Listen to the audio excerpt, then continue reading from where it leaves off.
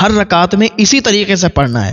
اب جب آپ دوسری رکعت کی ادا کھڑے ہوئے، ٹھیک ہے، نیت باندھ لی، اس کے بعد آپ نے ثنا پڑھی۔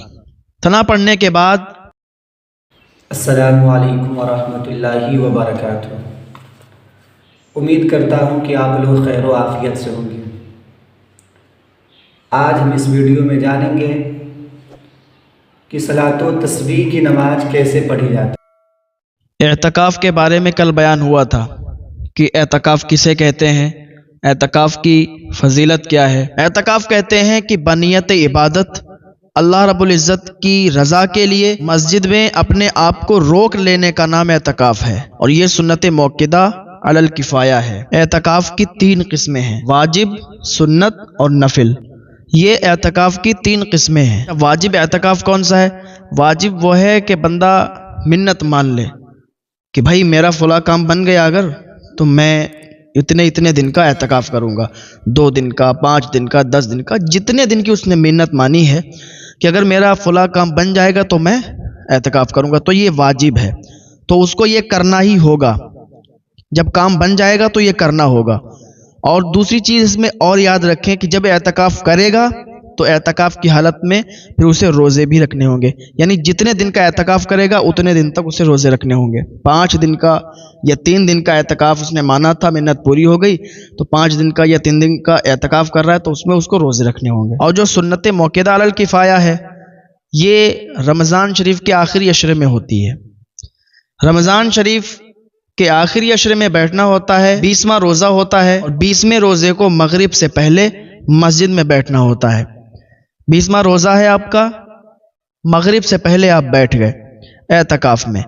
خواتین بھی 20ویں روزے کو مغرب سے پہلے اپنے ہی گھر میں کسی جگہ کو مسجد اعتبار کر لیں، جیسے کہ کوئی کمرہ ہے اور اتنی جگہ کو انہوں نے اعتکاف کے لیے چھوڑ دیا کہ اس میں ہم اعتکاف کریں گے، تو عورتیں جو ہیں، خواتین ہیں، وہ 20ویں روزے کو مغرب سے پہلے وہاں بیٹھ جائیں گی اپنے گھر میں۔ اب ان کو اٹھنا کب ہے؟ جب چاند نظر آ جائے تو اٹھ جائیں۔ کبھی کبھی ایسا ہوتا ہے 29 رمضان کو ہی چاند نظر آ جاتا ہے، کبھی 30 کو نظر آتا ہے، تو اگر 29 کو نظر آ گیا تو 29 کو اٹھ جائیں گے، 30 کو نظر آیا تو چاند دیکھ کر اٹھ جائیں گے۔ اور سنیں، اگر ایک آدمی بھی بیٹھ جائے مسجد میں اعتکاف کے لیے، اگر ایک آدمی بھی بیٹھ جائے تو گاؤں میں جتنے بھی لوگ ہیں وہ بری الذمہ ہو جائیں گے، اور اگر ایک بھی نہ بیٹھا تو سب کے سب گنہگار ہوں گے۔ تو کسی نہ کسی کو تو بیٹھنا ہی چاہیے، اور جتنے زیادہ لوگ بیٹھ جائیں تو کیا ہی بہتر بات ہے۔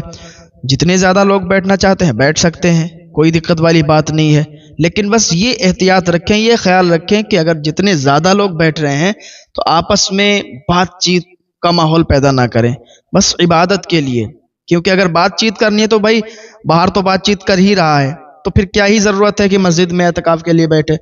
تو زیادہ بہتر ہے کہ بات چیت سے بچے، جو فالتو کی باتیں ہوتی ہیں، جو بری باتیں ہوتی ہیں ان سے بچے۔ اچھی بات اگر مسئلے مسائل کی بات کر رہا ہے تو پھر کر سکتا ہے، کوئی حرج نہیں ہے۔ اور جو اعتکاف میں بیٹھے گا وہ روزہ رکھے گا، ایسا نہیں کہ روزہ نہیں رکھ رہا ہے اور اعتکاف میں بیٹھا ہوا ہے، اس کو بھی روزہ رکھنا ہوگا۔ اچھا، ایک اعتکاف کی قسم نفل تھی۔ نفل کسے کہتے ہیں؟ حضور اعلیٰ حضرت رضی اللہ تعالیٰ عنہ نے ملفوظات میں اور فتاوی رضویہ شریف میں بھی لکھا ہوا ہے کہ جب بھی مسجد میں جاؤ تو اعتکاف کی نیت کر لو، زبان سے کہہ دو یا دل میں ارادہ کر لو۔ اگر زبان سے کہو تو نویت سنت الاعتکاف کہہ دو تو وہ نفل اعتکاف ہو جائے گا۔ اعتکاف میں بیٹھنے والوں کے لیے کچھ شرائط ہیں۔ کون بیٹھ سکتا ہے؟ جو معتکف، جو اعتکاف میں بیٹھتا ہے اس کو معتکف کہتے ہیں۔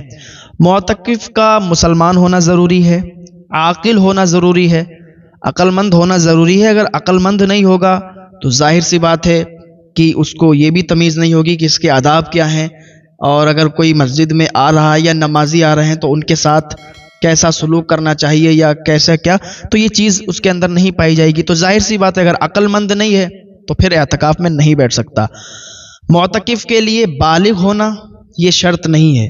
اگر معتکف بالغ نہیں ہے، عاقل ہے تو اعتکاف میں بیٹھ سکتا ہے۔ اور دوسری چیز یہ ہے کہ پاک ہو۔ خواتین کے لیے یہ ہے کہ وہ جب جو بھی جگہ اپنے گھر میں بنائیں، بیٹھنے کی، اعتکاف کی جگہ بنائیں تو وہ پاک صاف ہو اور وہ بھی پاک ہوں، اور جب بیٹھیں تو اپنے شوہر سے اجازت لے کر بیٹھیں، اپنے شوہر کی بغیر اجازت سے نہیں بیٹھیں۔ اور اگر شادی شدہ نہیں ہے تو پھر اپنے ولی کی اجازت لے، اپنے ماں باپ کی اجازت لے کر بیٹھے۔ ان مسائل کی طرف چلتے ہیں کہ جو ہمارے پاس پہلے سے لسٹ بنی ہوئی ہے اور مسائل موجود ہیں۔ ایک مسئلہ یہ ہے کہ عورتیں کہاں اعتکاف کریں، تو ان کے لیے یہ ہے کہ عورتیں گھر میں اعتکاف کریں گی، کوئی ایک خاص جگہ، جیسے میں نے بتایا نہیں کہ کوئی بھی جگہ اس کو خاص کر لیں اور اس کو پاک صاف بنا لیں اور وہاں پر بیٹھ جائیں۔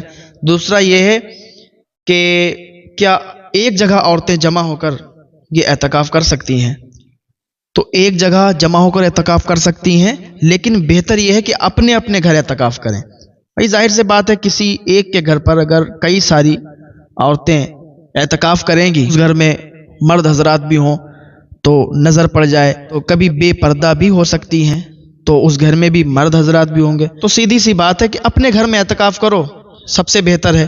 کیوں دوسرے کے گھر اعتکاف کرنے کے لیے جاؤ؟ اعتکاف میں غسل کر سکتے ہیں یا نہیں، صابن وغیرہ لگا سکتے ہیں یا نہیں؟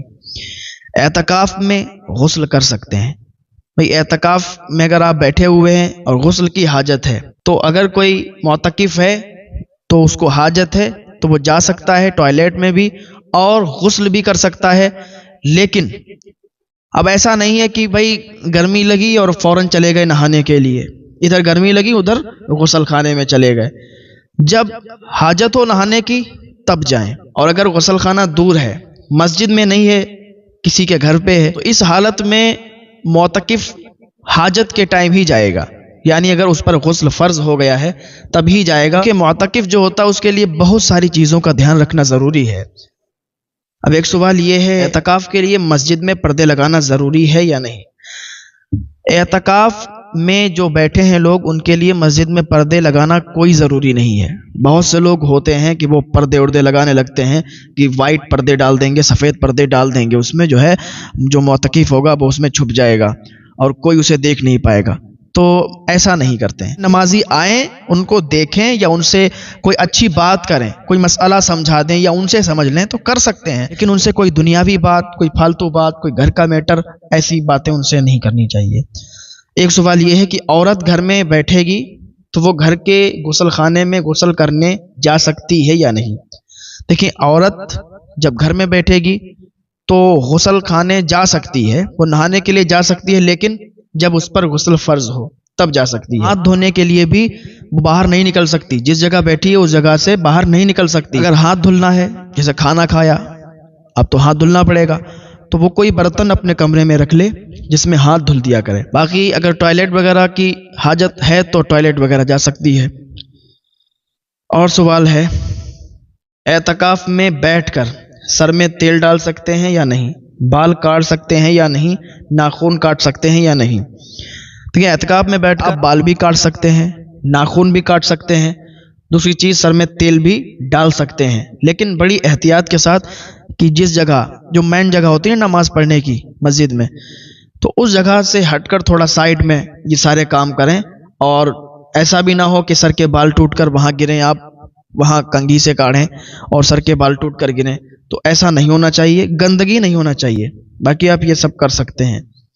ایک سوال اور ہے کہ اعتکاف میں اچھی بات کر سکتے ہیں یا نہیں؟ بالکل کر سکتے ہیں۔ اگر کوئی اچھی بات ہے، کوئی مسئلہ وغیرہ پوچھنا ہے یا آپ کو معلوم ہے، آپ کسی کو بتا رہے ہیں تو کر سکتے ہیں، کوئی حرج نہیں ہے، لیکن بری بات سے بچنا چاہیے۔ ایک سوال اور ہے، مسجد میں اگر احتلام ہو جائے تو کیا اعتکاف ٹوٹ جائے گا یا نہیں؟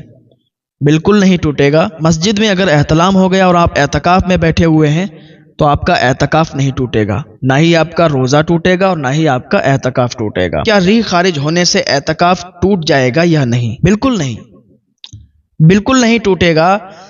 بھائی ریح خارج ہونے سے اگر اعتکاف ٹوٹنے لگے، اعتکاف میں بیٹھنا بڑا مشکل ہو جائے گا، تو ایسی کوئی بات نہیں ہے۔ ریح خارج ہونے سے اعتکاف پر کوئی اثر نہیں پڑے گا، آپ کا وضو ٹوٹ جائے گا، اعتکاف نہیں ٹوٹے گا۔ اب ذرا اس پر غور کریں کہ اگر آپ اعتکاف میں بیٹھ رہے ہیں تو اپنا ایک شیڈول بنا لیں کہ ہمیں کس ٹائم سونا ہے، کس ٹائم ہمیں پڑھائی کرنا ہے، کس ٹائم اٹھنا ہے۔ تو یہ سارا شیڈول جب آپ کے پاس ہوگا تو آپ اسی کے مطابق چلیں گے اور پھر بہت زیادہ اچھا ہو جائے گا آپ کے لیے۔ ویسے بھی اپنی زندگی میں ایک شیڈول بنائیں کہ اس ٹائم ہمیں کھانا ہے، اس ٹائم سونا ہے، اس ٹائم پڑھنا ہے، اس ٹائم کام کرنا ہے۔ ایک شیڈول بنا کر چلیں گے، اس سے بہت سارے کام آپ کے لیے آسان ہو جائیں گے۔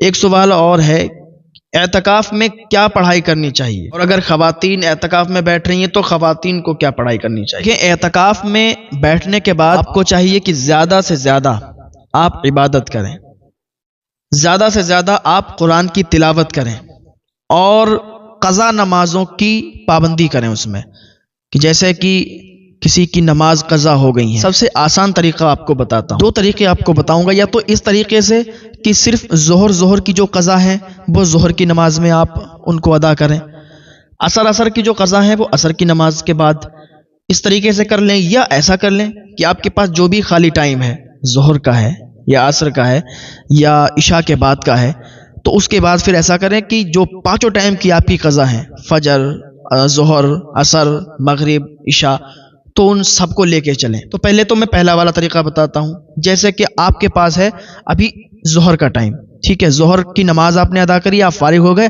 آپ کے پاس ابھی ٹائم بچا ہوا ہے، تو آپ نیت باندھیں گے۔ نیت میں کئی بار بتا چکا ہوں کہ نیت دل کے ارادے کا نام ہے۔ آپ نیت اس طریقے سے باندھ لیں کہ میں ظہر کی سب سے پہلے والی قضا نماز پڑھ رہا ہوں، تو اب جب آپ ظہر کی نماز سب سے پہلے والی جو آپ کی قضا ہے وہ پڑھیں گے تو وہ ہٹ جائے گی۔ جیسے کہ میں آپ کو سمجھا دوں، یہ ایک طریقے سے سمجھ لیجئے، جب آپ نے کہہ دیا کہ سب سے پہلے والی ظہر کی قضا پڑھ رہا ہوں، جب آپ نے اس کو پڑھ لیا تو یہ ہٹ گئی، اب یہ نیچے والی بچی۔ پھر آپ نے کہہ دیا کہ سب سے پہلے والے ظہر کی قضا آپ پڑھ رہے ہیں، تو پھر آپ نے سب سے پہلے والی ظہر کی قضا کا جب نام لیا تو پھر یہ بھی ہٹ گئی۔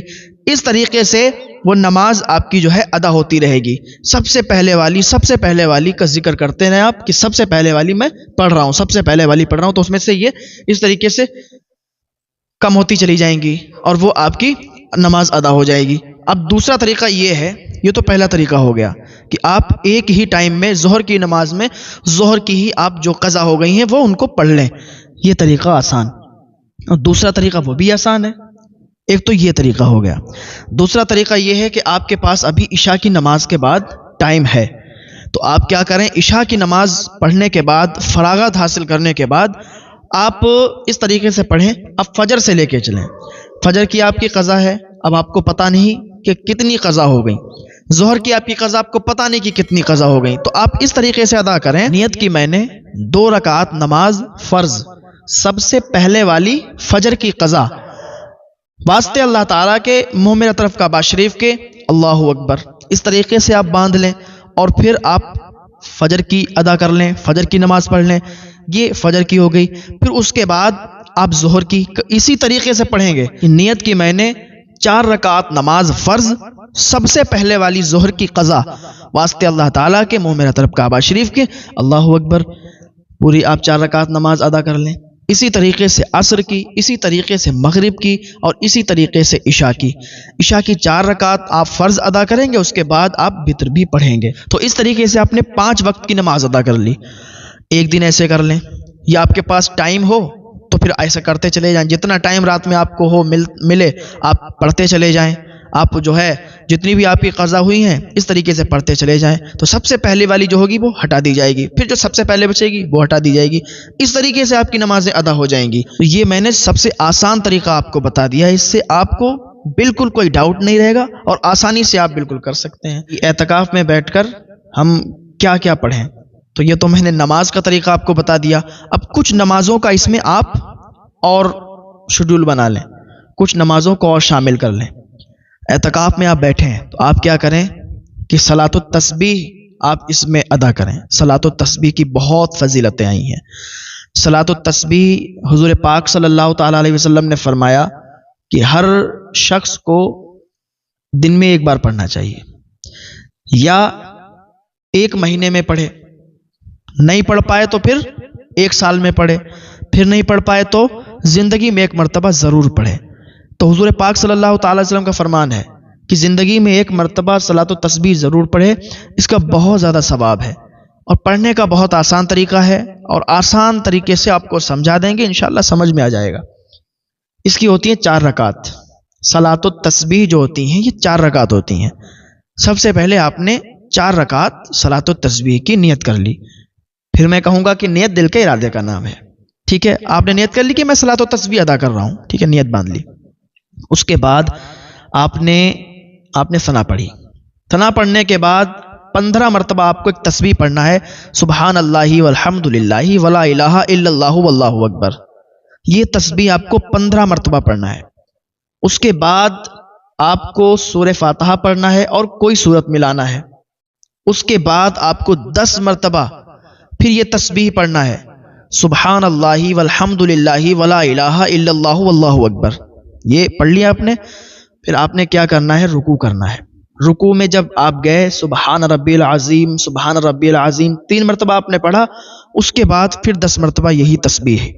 پھر جب آپ کھڑے ہوئے پھر آپ 10 مرتبہ یہی تسبیح پڑھیں گے۔ پھر جب آپ سجدے میں جائیں گے، سبحان ربی الاعلیٰ پڑھنے کے بعد پھر یہی تسبیح پڑھیں گے۔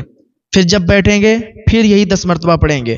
پھر جب سجدے میں جائیں گے پھر یہی 10 مرتبہ پڑھیں گے۔ ایک رکعت میں یہ تسبیح 75 مرتبہ ہو جائے گی اور 4 رکعت میں 300 مرتبہ ہو جائے گی۔ ہر رکعت میں اسی طریقے سے پڑھنا ہے۔ اب جب آپ دوسری رکعت کے لیے کھڑے ہوئے تو سب سے پہلی رکعت جب آپ نے باندھی تھی نیت، تو ثنا کے بعد آپ نے پڑھا تھا کتنی مرتبہ، 15 مرتبہ۔ اب جب دوسری رکعت میں کھڑے ہوئے ہیں تو ثنا تو پڑھنی نہیں ہے، تو ظاہر سی بات ہے کہ 15 مرتبہ آپ کو تسبیح پڑھنا ہے، یہی والی سبحان اللہ والحمد للہ ولا الہ الا اللہ واللہ اکبر۔ اس کے بعد سورہ فاتحہ، اس کے بعد کوئی سورت، اس کے بعد 10 مرتبہ تسبیح پڑھنا ہے، پھر رکوع کرنا ہے 10 مرتبہ، پھر اٹھنا ہے 10 مرتبہ، پھر سجدے میں جانا ہے 10 مرتبہ، پھر اٹھنا ہے 10 مرتبہ، پھر سجدے میں جانا ہے 10 مرتبہ۔ تو اس طریقے سے یہ 75 مرتبہ پھر ہو گئی۔ اچھا، اب بیٹھ گئے آپ اتحیات کے لیے، اتحیات پڑھی، پھر کھڑے ہو گئے۔ اتحیات کے لیے جب بیٹھیں گے تو پھر بیٹھنے پر نہیں پڑھیں گے، پھر جب کھڑے ہوں گے تو پھر 15 مرتبہ اور اسی طریقے سے آپ پڑھیں گے۔ یہ بہت آسان طریقہ ہے، بہت زیادہ آسان طریقہ ہے۔ اس طریقے سے اگر آپ پڑھیں گے تو صلاۃ التسبیح ادا ہو جائے گی اور بہت زیادہ ثواب کے حقدار آپ بن جائیں گے۔ اب ایک بات اور سمجھ لیں کہ جس دن آپ اعتکاف میں بیٹھے، یعنی 20 رمضان کو، 20 روزے کو، آپ سورج غروب ہونے سے پہلے اعتکاف میں بیٹھ گئے، اب مغرب کی نماز ہو گئی، تو اب یہاں پر آپ کو اوابین کی نماز ادا کرنی ہے۔ اوابین کی نماز یہ 6 رکعت ہے، 2 رکعت کر کے پڑھنی ہوگی۔ کب؟ جیسے ہی نماز مغرب سے آپ فارغ ہوئے، کسی سے بات نہیں کریں، کسی سے بولے نہیں، اور یہ 6 رکعت نماز 2 رکعت کر کے آپ اس کی نیت باندھ دیں، یہ آپ کی اوابین کی نماز ہو جائے گی۔ اور پڑھنے کا طریقہ وہی ہے جیسے اور نمازیں آپ ادا کرتے ہیں، نفل ادا کرتے ہیں، ویسے ہی اس کو بھی ادا کر لیں اور اللہ رب العزت کی بارگاہ میں دعا مانگ لیں۔ اچھا، اس کا ثواب بہت ہے۔ حضور پاک صلی اللہ تعالی علیہ وسلم نے فرمایا کہ جو اوابین کی نماز ادا کر لے گا اور اس حالت میں کہ نماز مغرب کے بعد کسی سے بری بات نہ کرے، اوابین کی نماز شروع کر دے، تو اسے 12 سال عبادت کرنے کا ثواب ملتا ہے۔ اس کے بعد آپ حاجت کی بھی نماز ادا کر سکتے ہیں، نماز حاجت، جیسے اور نمازیں پڑھتے ہیں ویسے یہ بھی، اس کی نیت کر لیں آپ کہ ہم حاجت کی نماز پڑھ رہے ہیں۔ اس سے جو بھی آپ کے بگڑے ہوئے کام ہیں یا مشکلات میں آپ پھنسے ہوئے ہیں اور مشکل سے مشکل کام نہیں بن پا رہے ہیں، تو اس نماز کے صدقے سے انشاءاللہ وہ بگڑے ہوئے کام بن جائیں گے اور وہ حاجت آپ کی پوری ہو جائے گی۔ دوسری، نماز توبہ، نماز توبہ کو آپ ادا کریں۔ اس کے بعد اللہ رب العزت کی بارگاہ میں ہاتھ اٹھا کر جس طریقے سے دعا کرنا آتا ہو، جس طریقے سے، اس طریقے سے دعا کریں۔ اللہ پاک کی بارگاہ میں گڑ گڑا کر دعا کریں، اپنے گناہوں سے توبہ کریں۔ اللہ پاک معاف فرمانے والا ہے، وہ گناہوں کو معاف فرما دیتا ہے، لیکن تب جب کوئی سچی توبہ کرتا ہے۔ عشاء کی نماز ادا کر لیں، چاہیں تو یہ نماز توبہ، نماز حاجت یہ عشاء کی نماز کے بعد بھی پڑھ سکتے ہیں۔ اس کے بعد قرآن شریف کی تلاوت کریں، قرآن شریف میں سورہ یاسین شریف کی تلاوت کریں۔ سورہ یاسین شریف کی بہت فضیلت آئی ہے۔ سورہ ملک پڑھیں، سورہ توبہ پڑھیں، سورہ قاف پڑھیں۔ اس کے بعد اوراد و وظائف میں لگ جائیں، وظائف کریں۔ استغفر اللہ استغفر اللہ استغفر اللہ کا وظیفہ آپ کریں، تقریباً 1000 مرتبہ استغفر اللہ کا وظیفہ پڑھیں، اور بہتر ہوگا یہ کہ پورا وظیفہ یہ کریں، استغفر اللہ ربی من کل ذنب واتوب الیہ، یہ پڑھیں 1000 مرتبہ، اول اور آخر 7 مرتبہ درود شریف ادا کریں۔ سبحان اللہ وبحمدہ سبحان اللہ العظیم، یہ وظیفہ 1000 مرتبہ کریں۔ یہ سب وہ وظائف ہیں کہ یہ وظائف کرنے سے دعائیں مقبول ہوتی ہیں، بگڑے ہوئے کام بنتے ہیں۔ یہ بہت پاورفل وظیفے ہوتے ہیں، ان کو ضرور آپ ادا کریں، اور ضروری نہیں کہ اعتکاف میں ہی بیٹھیں تو یہ ادا کریں۔ اگر ہر دن کا معمول بنا لیا تو بہت زیادہ ثواب بھی ملے گا اور بہت زیادہ اس میں آسانیاں بھی ہوں گی آپ کے لیے اور رزق کی برکت کے لیے ایک وظیفہ یہ کریں، یا غنی یا مغنی یا واسطو یا رزاق، یا غنی یا مغنی یا واسطو یا رزاق، یہ آپ 300 مرتبہ پڑھیں۔ اول اور آخر جتنے بھی آپ وظیفے کریں، اول اور آخر 7 مرتبہ درود شریف ضرور پڑھیں، یہ وظیفہ ہو گیا۔ ایک وظیفہ 100 بار یہ کریں، یا اللہ یا رحمان، یا اللہ یا رحمان، یہ کریں۔ ایک وظیفہ 100 بار یہ کریں کہ یا حی یا قیوم، یا حی یا قیوم، ایک یہ وظیفہ ہو گیا۔ پھر تہجد کی نماز ادا کریں۔ تہجد کی نماز کے لیے ایک نیند سونا ضروری ہے۔ عشاء کی نماز کے بعد جب بھی آپ کو نیند آ جائے پھر اس سے بیدار ہوں تو تہجد آپ پڑھ سکتے ہیں۔ بہت سے لوگ کہتے ہیں کہ تہجد بغیر نیند سے پڑھ سکتے ہیں، نہیں، تہجد پڑھنے کے لیے نیند ضروری ہے۔ ایک نیند آپ سوئیں اور اٹھیں پھر تہجد ادا کر لیں، 2 رکعت یا 4 رکعت یا پھر زیادہ سے زیادہ جتنی آپ ادا کر سکتے ہیں آپ تہجد کی نماز ادا کر لیں، اور ختم سحری تک اس کا ٹائم رہتا ہے۔ جب سحری کا وقت ختم ہو جاتا ہے تو تہجد کا بھی وقت ختم ہو جاتا ہے۔ اسی طریقے سے اوراد و وظائف، قرآنی عمل اور نمازوں کا یہ سلسلہ آپ جاری رکھیں، ٹھیک ہے۔ اس کے بعد فجر کی نماز ادا کریں۔ فجر کی نماز ادا کرنے کے بعد جب سورج طلوع ہوتا ہے، سورج طلوع ہونے کے 20 منٹ کے بعد اشراق کی نماز آپ ادا کریں۔ اشراق کی نماز ادا کریں، یہ 4 رکعت نماز ہوتی ہے، 2 رکعت کر کے یہ نماز ادا کریں۔ جیسے اور نمازیں پڑھی جاتی ہیں ویسے یہ بھی ادا کی جائے گی، ٹھیک ہے۔ اس کا ثواب بہت زیادہ ہے۔ اللہ کے نبی صلی اللہ تعالی علیہ وسلم نے ارشاد فرمایا کہ جو شخص اشراق کی نماز ادا کرتا ہے تو اس کے گناہ بخش دیے جاتے ہیں، اگرچہ سمندر کے جھاگ کے برابر اس کے گناہ ہوتے ہیں، سبحان اللہ۔ تو اس نماز کی پابندی کریں۔ اسی کے بعد چاشت کی نماز کا وقت شروع ہو جاتا ہے۔ چاشت کی نماز بھی 4 رکعت ہوتی ہے تو اس کو بھی ادا کریں 2 رکعت کر کے۔ تو یہ نمازوں کا اہتمام کریں، اوراد و وظائف کا اہتمام کریں، جو بھی باتیں بتائی گئی ہیں ان سب پر عمل کریں۔ اللہ پاک ہم سب کو عمل کرنے کی توفیق عطا فرمائے۔ اور بھی سوالوں کی لسٹ ہے، اور بھی بہت سارے سوال ہیں، کو بھی دیکھ لیں تو علم میں اضافہ ہی ہوگا انشاءاللہ۔ سوال یہ بھی ہے کہ رمضان کے مہینے میں دن میں ہم بستری کر سکتے ہیں یا نہیں؟ دیکھیں، رمضان شریف کا مہینہ ہے اور آپ روزے سے ہیں تو پھر ہم بستری نہیں کر سکتے۔ وہ کام بھی حرام ہو جاتے ہیں جو عام دنوں میں حلال ہوتے ہیں، روزہ رکھتے ہی وہ کام حرام ہو جاتے ہیں۔ ہم بستری کرنا یا کوئی چیز کھانا، پانی پینا، یہ ساری چیزیں آپ کے لیے حرام۔ اگر آپ روزے کی حالت میں یہ سب کریں گے تو روزہ بھی ٹوٹ جائے گا، اور جب روزہ ٹوٹے گا پھر 60 روزے آپ کو رکھنے ہوں گے، 60 روزے۔ اور 60 روزے جب آپ رکھیں گے تو ایک روزہ بھی اگر اس میں آپ نے نہیں رکھ پایا تو پھر سے 60 رکھنے پڑیں گے۔ مان لیجئے کہ آپ نے 59 روزے رکھے اور 60واں نہیں رکھ پایا، پھر آپ کو پھر سے 60 روزے رکھنا پڑیں گے، یا پھر 60 مسکینوں کو 2 ٹائم بھرپیٹ کھانا کھلانا پڑے گا۔ تو بالکل ایسا کام نہ کریں، اس سے تھوڑا بچیں۔ ایک سوال ہے، کیا نائٹ فیل ہونے سے روزہ ٹوٹ جاتا ہے یا نہیں؟ دیکھیں، نائٹ فیل ہونے سے روزہ نہیں ٹوٹتا، روزے پہ کوئی اثر نہیں پڑتا۔ اگر استنجا کر لے اور پھر پیشاب کا قطرہ نکل جائے تو ناپاک ہوگا یا نہیں؟ اگر استنجا کر لیا، اس کے بعد کھڑے ہو گئے یا چلنے لگے، پیشاب کا قطرہ نکلا تو ناپاک نہیں ہوں گے۔ اگر 1 درہم کے برابر، اب 1 درہم آپ دیکھ لیں شاید کہ 1 روپیے کے برابر ہوتا ہے، 1 روپیے کے برابر اگر آپ کا کپڑا بھیگ گیا تب کپڑا ناپاک ہوگا۔ 1 درہم سے اگر کم پیشاب کا قطرہ لگا ہوا ہے تو کپڑا ناپاک نہیں ہوگا، لیکن دھونا ضروری ہے، دھونا بہتر ہے آپ کے لیے۔ امریکن ٹوائلٹ یوز کرنے سے انسان ناپاک تو نہیں ہوتا ہے۔ امریکن ٹوائلٹ یوز کرنے سے کیوں ناپاک ہو گئے؟ بالکل ناپاک نہیں ہوگے، لیکن احتیاط کے ساتھ آپ اس میں کریں۔ ایسا نہیں ہے کہ آپ اس پر بیٹھ گئے اور اپنے کپڑے اپڑے آپ نے سب جو ہے پیشاب وغیرہ میں اور نجاست میں آپ نے سنا لیے، تو پھر تو آپ کے کپڑے ناپاک ہو جائیں گے۔ تو احتیاط سے بیٹھیں، پاک رہیں گے۔ پھر ایک سوال یہ ہے کہ پچھلے سال کا روزہ باقی ہے تو کیا اس سال کا روزہ ہو جائے گا یا نہیں؟ پچھلے سال کا اگر روزہ باقی ہے تو اس کی قضا کرنی پڑے گی، لیکن پہلے اس رمضان کا روزہ رکھنا پڑے گا۔ یہ رمضان نکل جائیں تو پھر اس روزے کی قضا اس رمضان کے بعد کرنی ہوگی۔ ایک سوال اور ہے، تھوک نگلنے سے روزہ ٹوٹتا ہے یا نہیں؟ تھوک نگلنے سے روزہ نہیں ٹوٹتا ہے۔ اگر روزہ تھوک نگلنے سے ٹوٹنے لگے تو پھر انسان دن بھر تھوکتا ہی رہے گا اور اس کا منہ سوکھ جائے گا۔ تو روزہ تھوک نکلنے سے نہیں ٹوٹتا ہے۔ دوسرا یہ سوال ہے کہ وضو بناتے ٹائم کلی کر کے منہ میں تھوڑا بہت پانی رہ جاتا ہے تو کیا کرنا چاہیے؟ وضو بناتے ٹائم آپ کلی کرتے ہیں تو منہ میں اگر تھوڑا بہت پانی رہ جاتا ہے تو اس کو تھوک دینا چاہیے۔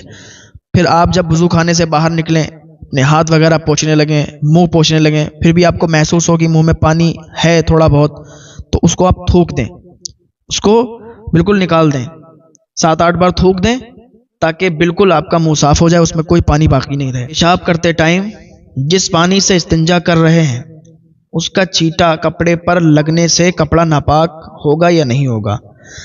دیکھیں ظاہر سی بات ہے، جس پانی سے استنجا کرتے ہیں وہ پانی پاک ہی ہوگا۔ وہ پانی اگر کپڑے پر لگ جا رہا ہے، کپڑے پر آ جا رہا ہے تو اس سے کپڑا ناپاک نہیں ہوگا۔ ہم نے 5 لوگوں کو سلام کیا، پیر صاحب کو الگ سے کیا، تو کیا صحیح ہے یا نہیں؟ ایک مرتبہ ہی اگر سلام کر دیا جائے تو کافی ہو جاتا ہے۔ مجلس اگر لگی ہوئی ہو، مجلس ہو اور آپ اس مجلس میں گئے، ایک مرتبہ آپ نے سلام کر لیا، صحیح ہے، لیکن اگر الگ سے پیر صاحب کو کر لیا تب بھی کوئی حرج کی بات نہیں ہے۔ آنسو نکلنے سے وضو ٹوٹے گا یا نہیں؟ آنسو نکلنے سے وضو نہیں ٹوٹے گا۔ یہ سارے مسائل ہیں، ان پر غور و فکر کرنا بہت ضروری ہے۔